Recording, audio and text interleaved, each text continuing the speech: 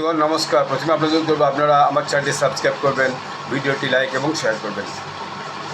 আমেরিকার সাথে ইরানের যুদ্ধ ভয়ানকভাবে চলছে বলা যায়।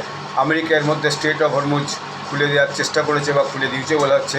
আজকে একটা খবর দেখলাম সেখান দিয়ে নাকি প্রচুর যে জাহাজ, তৈলবাহী জাহাজ এবং যে মালপত্র যাতায়াতের জাহাজ, গুডস জাহাজ, তারা সেই স্ট্রেট অফ হরমুজ দিয়ে পারাপার করেছে। আর এদিকে আমেরিকার সঙ্গে ইরানের আবার একটা আলোচনারও কথা চলছে, যেটা পাকিস্তানে হয়তো আবার মধ্যস্থতা করবে, কিন্তু সেটা এখনও পর্যন্ত খুব কংক্রিট পর্যায়ে পৌঁছেনি। এর মধ্যে আমি একটা টিভি নিউজ দেখছিলাম, টুসি টিভি। এটা মূলত একজন ইরানিয়ান যুবক চালায় লন্ডন থেকে। সে যেটা বলছে, সে ইরানের যাবতীয় লেটেস্ট খবর টবর রাখে।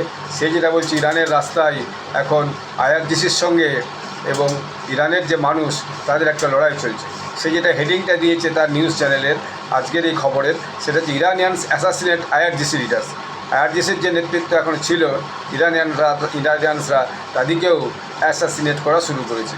অতএব যে ওয়ারটা ইরানের মধ্যে, সেটাও একটা এসকালেট করেছে, অর্থাৎ বেড়ে চলেছে। একটা গৃহযুদ্ধের মতো পরিস্থিতি তৈরি হয়েছে, যেহেতু এখন আইআরজিসির কর্পসের যে শক্তি, সেই শক্তি অনেক কমে গেছে। তাদের মেরুদণ্ড আমেরিকা এবং ইসরায়েল বর্ষণ করে প্রায় ভেঙে দিয়েছে।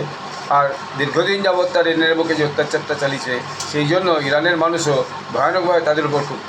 তারা বিভিন্ন সময় ইতিউতি প্রচুর প্রতিবাদ করেছে, কিন্তু সেই প্রতিবাদের পরে যারা প্রতিবাদী ছিল, তাদের মধ্যে অনেককেই ইরানিয়ানের এই যে রেজিম, তারা কিন্তু এক্সিকিউট করেছে। ফলে ইরানের মানুষের মধ্যে একটা ভয়ানক রাগ আইআরজিসির প্রতি ছিল, তাদের সমস্ত অধিকার কেড়েছিল।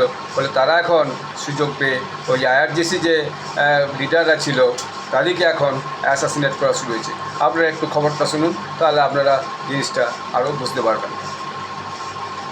Between the IRGC and the Iranian people is escalating.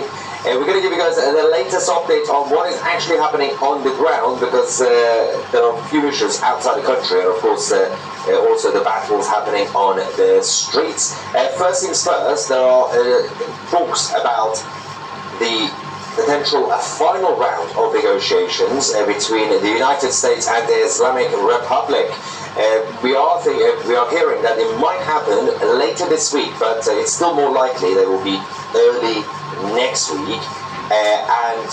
Of course, this will be the final round. And the way it seems, the way it looks, because of the successful blockade of the Strait of Hormuz, the IRGC, who are running out of money, they are absolutely desperate, so they might actually give a massive concession. বলছি যে যেহেতু blockade করেছে, তারা টাকা পয়সা কমে গেছে, তাই তারা আমেরিকার সরকার চুক্তিতে পৌঁছে দিয়েছে। ধন্যবাদ।